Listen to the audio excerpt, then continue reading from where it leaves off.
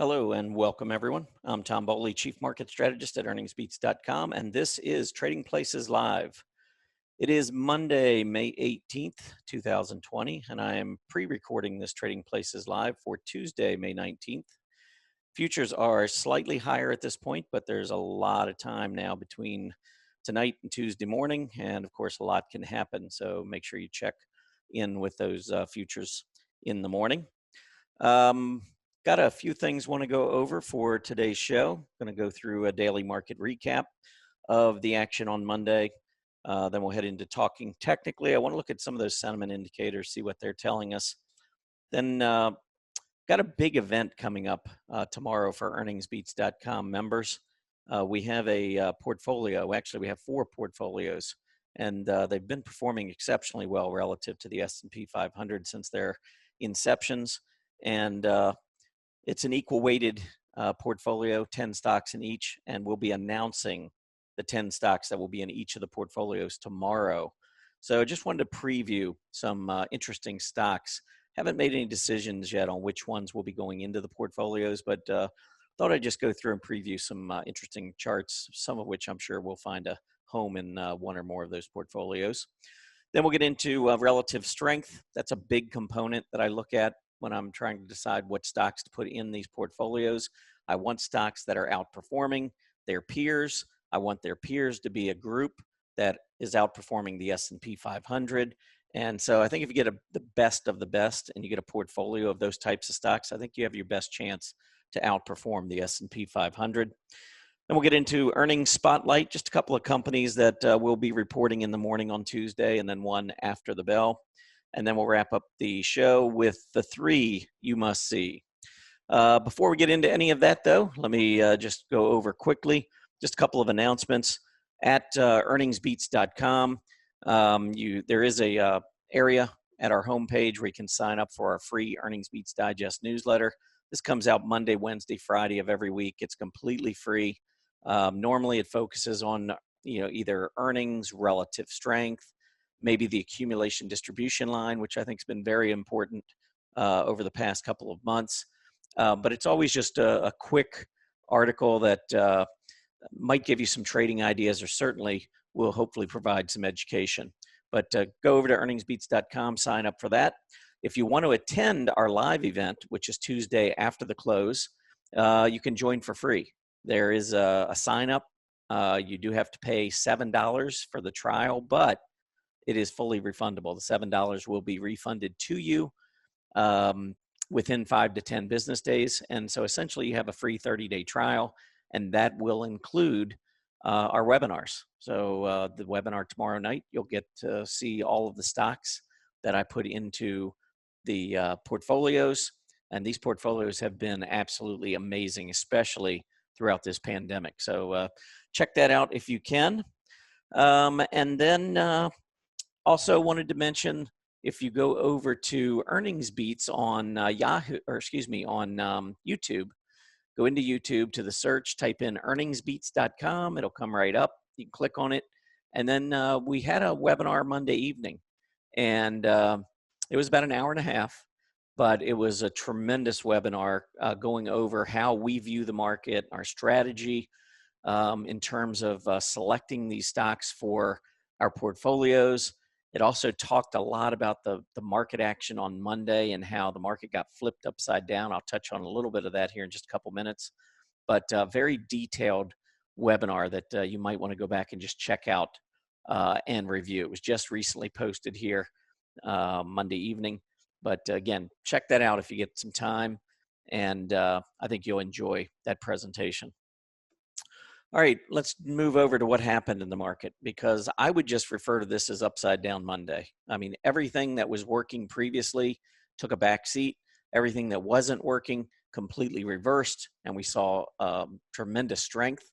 So let's talk a little bit about what happened. So we got the Dow Jones Industrial Average up almost 1,000 points, up 912 points, nearly 4%. The S&P 500 up 3.15%.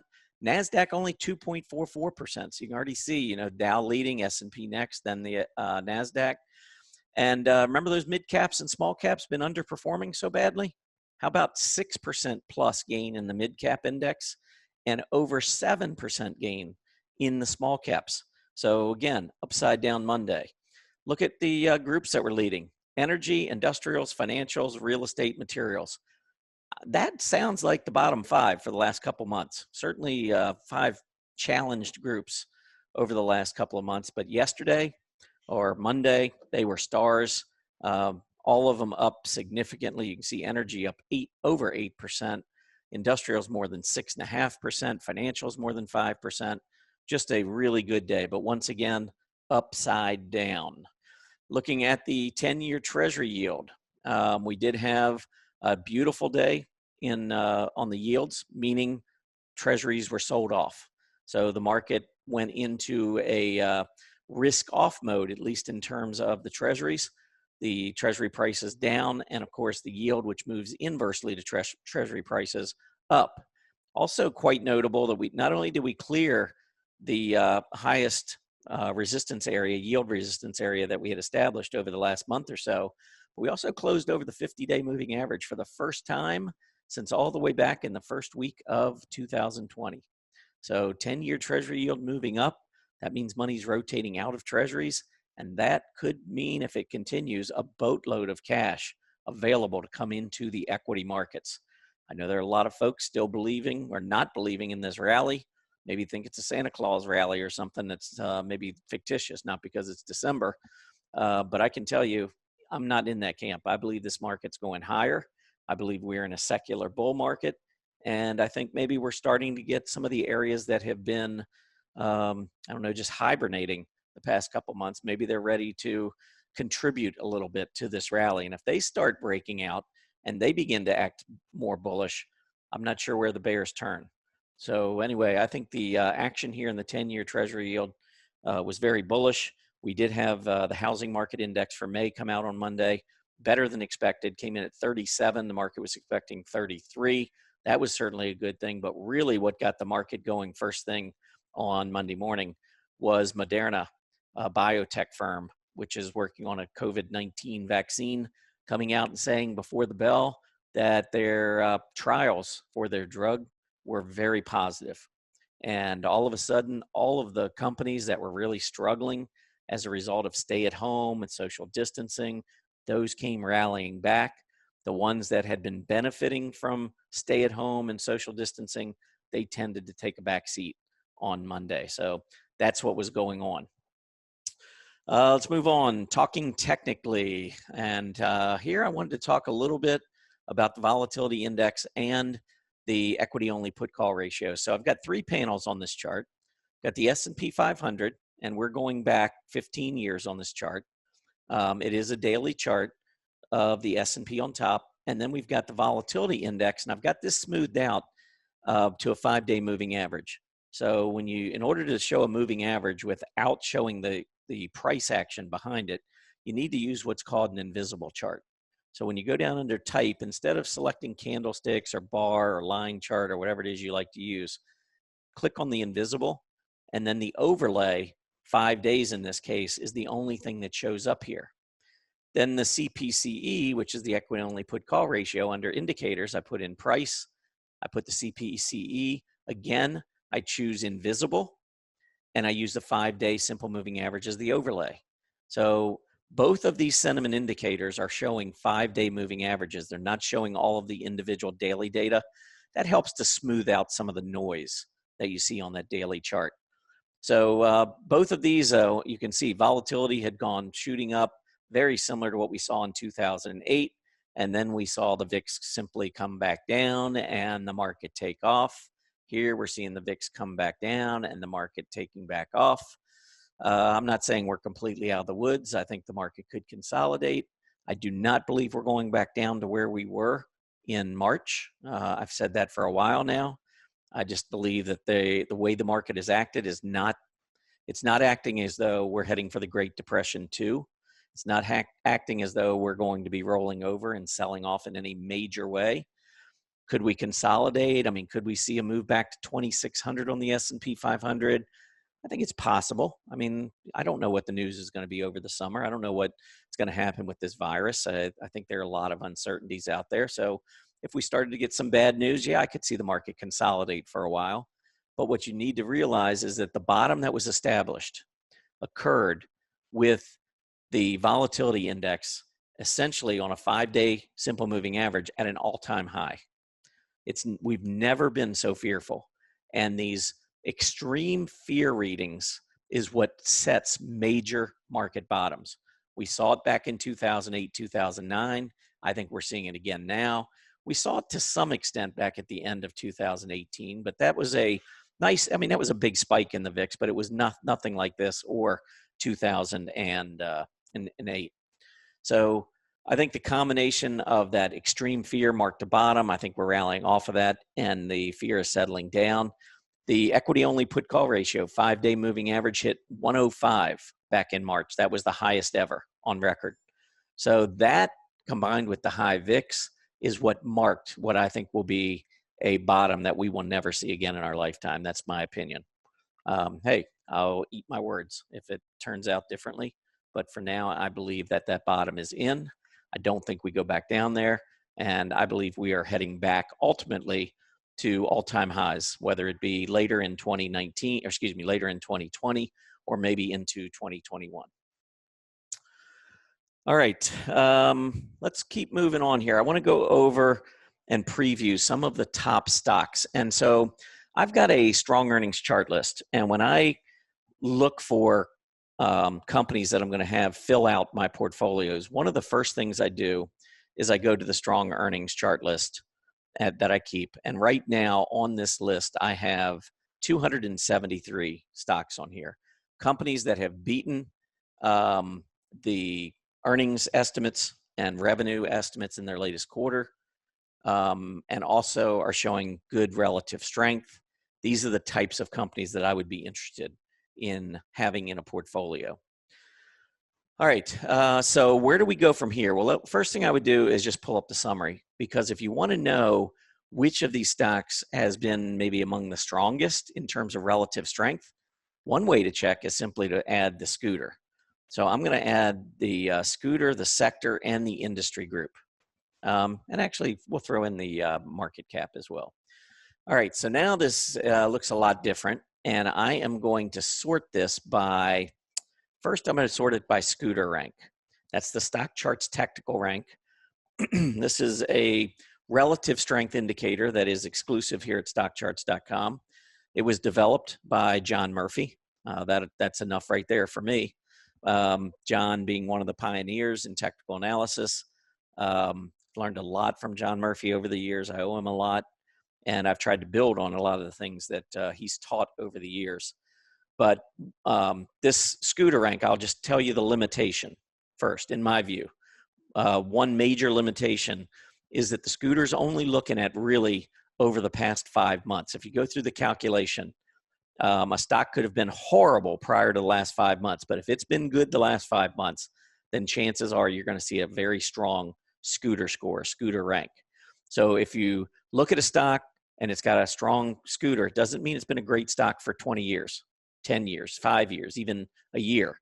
It means that the last 5-6 months have been very strong based on scooter scores in the 90s, especially as you get up closer to 100. So one of the first things I would do is look at my strong earnings chart list. So every one of the stocks on this list, I already know have beaten Wall Street estimates as to both revenues and earnings per share. I know that because I did all the research and added them to this chart list.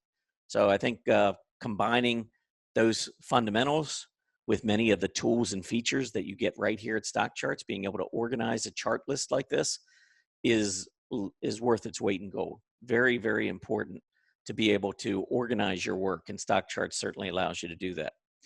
So let's take a look at what's going on here on these charts. And again, this is kind of a preview for my top 10 stocks webinar, which will be later on Tuesday at 4:30 p.m. If you have any interest in joining, just go over and sign up at earningsbeats.com. As I mentioned earlier in the show, $7 30-day trial. We'll refund you the $7. That'll give you 30 days for free. You can come to tomorrow's or Tuesday's webinar, and we'd love to have you.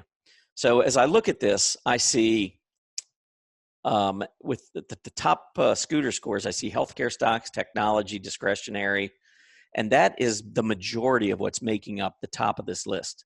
And if you go and you look at relative strength of sectors, you'll see that healthcare, technology, consumer discretionary, and communication services, they've been probably the four best in terms of relative strength throughout this pandemic.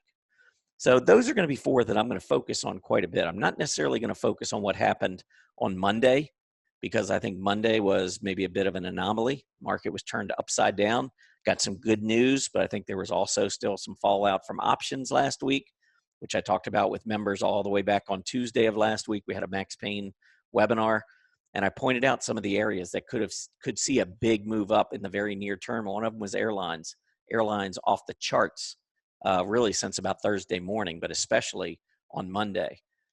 Do I think airlines are out of the woods and ready just to explode higher? No, I'm not. I think that that's a group that's got a lot to figure out. But it was beaten up badly and it rebounded. And I think there were some options. There were options incentives, let's just say that, for airlines to rally in the very near term. That's what they did. So what I want to focus on not is what was working yesterday or the day before or what wasn't working. What I want to focus on is what's been working during this this paradigm shift, because I don't believe social distancing is going away. I don't believe working from home is going away. I think a lot more companies, when all this is said and done, I believe a lot more companies are going to be allowing some of their employees to work from home. So I think that there are absolutely going to be paradigm shifts that are going to be permanent. They're not going to be a couple of months or even 6 months to a year. I think that they're going to go out for many, many years, maybe forever, changing the economic landscape. So many of these companies that have been performing well, as you can see on this list, are definitely stocks that I want to consider. I can tell you in my model portfolio, Shop is in it. Tesla is in it. See if there are any others along this line. None of the others that are on here are actually, Dexcom is in one of the portfolios, might be the aggressive portfolio. So you can see three of the top performers have already been in the portfolio. And if I show you how they've done over the last 3 months, because I change out these portfolios, these stocks every 3 months. If you look back, Dexcom actually is up 40% last 3 months. Shopify is up 37%. Tesla, not so much. Tesla's seen a lot of up and down, but longer term, Tesla has still been a great performer. Last 3 months, it's you can see down 5%. But I'm sure if we went out 6 months, you would see that Tesla all of a sudden is up 132%. So again, this is the 5 to 6 month threshold that I'm talking about. You don't see any companies on here going back 6 months. Any of these high scooter scores, none of them have a 6 month return that is, less than the lowest one here was 39%. I can tell you the S&P 500 is nowhere near 39% over the last 6 months. So these are all major outperformers. That's how they get those scooter ranks. So this is going to be one thing I'm really going to be focusing on, is trying to find companies that are strong, companies within strong industry groups. Now, how do I find those strong industry groups? Well, I have another chart list that I have organized. This is my relative strength industries chart list. Now, over the last 3 months, I could sort this by percentage change. There's my period, 3 months. And I can quickly zero in on what's been leading. Mining, gold mining and mining have been the two best groups. But to be honest, I think a lot of that's been because the fear's been elevated. I'm not overly big fans of the gold area. I think short term we're fine. I'm not sure about the more intermediate term. I'm going to want to watch, see what happens with the fear and also what happens with the dollar. But I think if the fear comes down and the dollar goes up, which is what I think is going to happen, this is not a group I would want to be. These two groups are not two groups I'd want to be in. But where has the other relative strength been over the last 3 months? Broadline retails outperformed the S&P 500 by 26%. Biotechs, toys, specialty retailers, truckers, pharmas, home improvement. Down here, we got software and computer hardware. We've got medical equipment, specialty finance, internet stocks, semiconductors down here. These are the areas that have been leading over 3 months. So I'm not going to get overly excited about 1 or 2 days, airlines jumping. I want to know what's been leading during this pandemic, and these are the areas of the market I'm going to focus. So I showed you a little bit about the relative strength individual stocks. I'm showing you the various industry groups that I think we want to make sure we're well represented in over the next 3 months.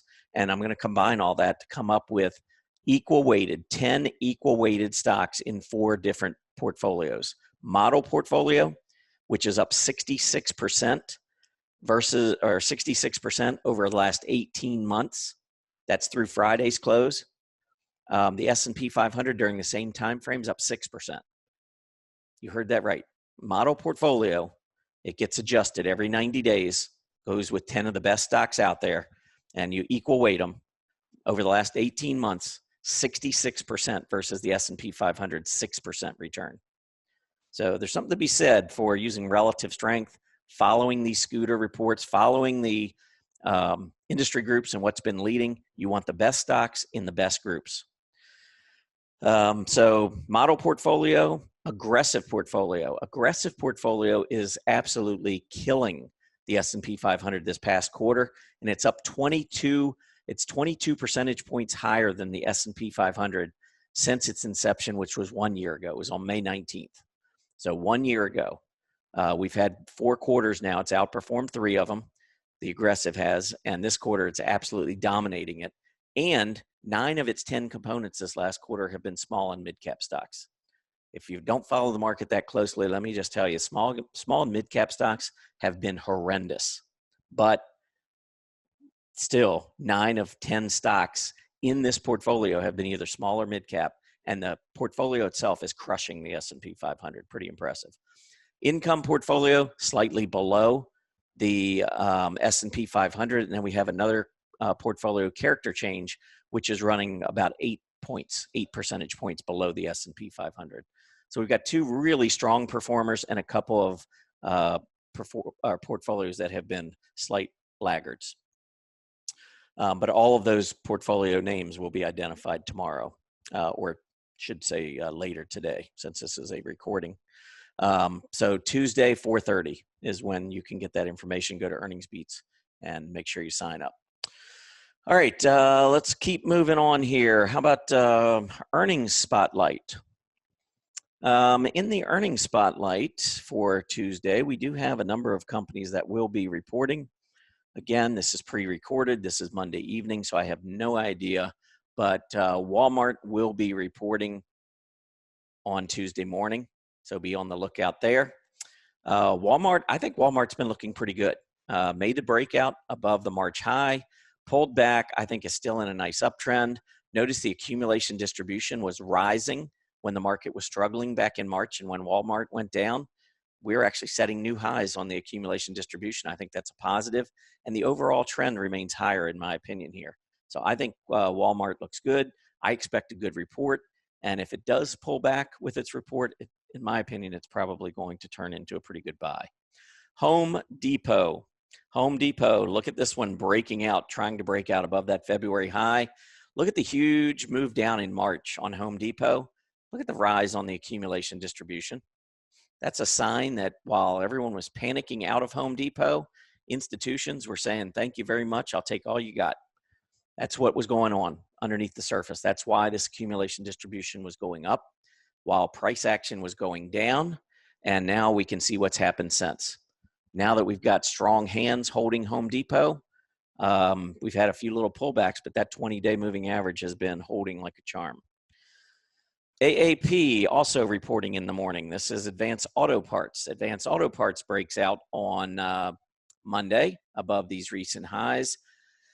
Here, I think the overall accumulation distribution, not bad. We had to move down, but we did rise throughout March and then moved up and basically set a new high in April. But over the past month, as we keep going up, you can see we've struggled. I'd really like to see a strong report and a big pop on AAP on Tuesday and break out on the AD. Anything short of that, or if we gap up and fail, we may be setting a short-term top. I'd be a little careful with that one. KSS, this is Kohl's. Kohl's will be reporting Tuesday morning, and I'm not holding out much hope here. Huge move down. We bounced a little bit, but look at this AD line. Notice it's completely different than what we saw in the others, where we saw action moving to the downside, price action, and the AD lines were going up. Here, price action's going down, and so is the accumulation distribution line. So, and even with the bounces, we're not really seeing much of a bounce in the AD line. I don't know. It seems to me like there's still distribution taking place. Maybe if we could get that breakout above about 21.5, 22, and do it with gusto, with some big volume, nice hollow candle, maybe that'll change things, but I'd have to see it first. After the bell on Tuesday, NetEase will be reporting NTES. This one looks pretty strong to me in terms of price action. AD line, not so much. But I think if we look at the relative strength on NetEase, you'll see that it has been a pretty good performer relative to internet. It's been, each one of its relative lows here has been higher. Also versus the S&P 500, it's been strong. So yes, the AD line is a little bit of a concern, but it has started to turn back around. This is a strong relative performer. I would be watching support at that 20-day moving average. I'd be surprised if NetEase were to lose that. All right, let's wrap this thing up with the 3 you must see. I'm going to start off with, I'm going to go into some stocks that had great action on Monday. Expedia, big breakout there. See that move above the late April high. Volume was strong.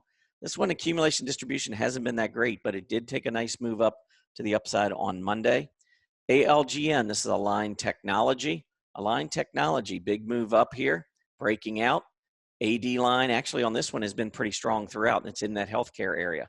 So I actually like ALGN. I like this breakout. Next up, and the final of the 3 you must see, is Pulte Home.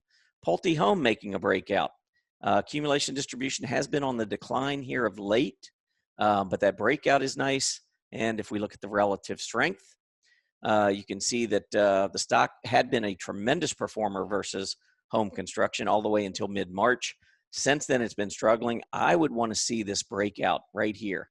That's the 0.038 relative level, Pulte versus the home construction index. If we could get that breakout, then I think maybe we would begin to see a movement back up toward that February high. Until then, maybe be a little bit more cautious. Definitely watch the recent lows down here around 26, 26.5. So those are the 3 you must see.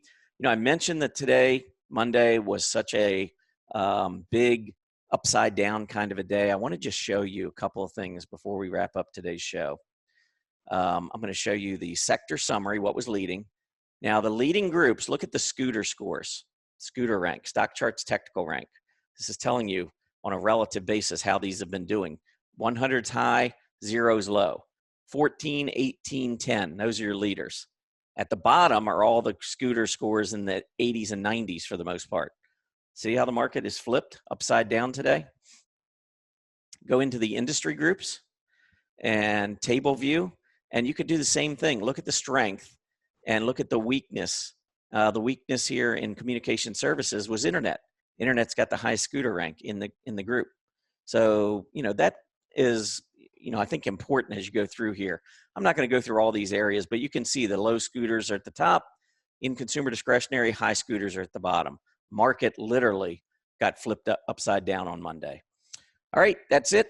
Tomorrow, Tuesday, I will be having our portfolios over at Earnings Beats. We'll be disclosing the stocks for each of those. Go over to earningsbeats.com and make sure you sign up for that $7 fully refundable $7 trial. Everybody have a great evening and take care. Happy trading. Hey guys, Grayson Rose here with StockCharts.com. Thank you so much for watching. I hope you enjoyed this video. Remember, if you did, give us a like down below, leave us a comment. We'd love to hear from you. And most importantly, don't forget to subscribe to our YouTube channel for daily content from an incredible collection of technical analysts and financial minds. We'll see you back here very soon. Happy charting, my friends.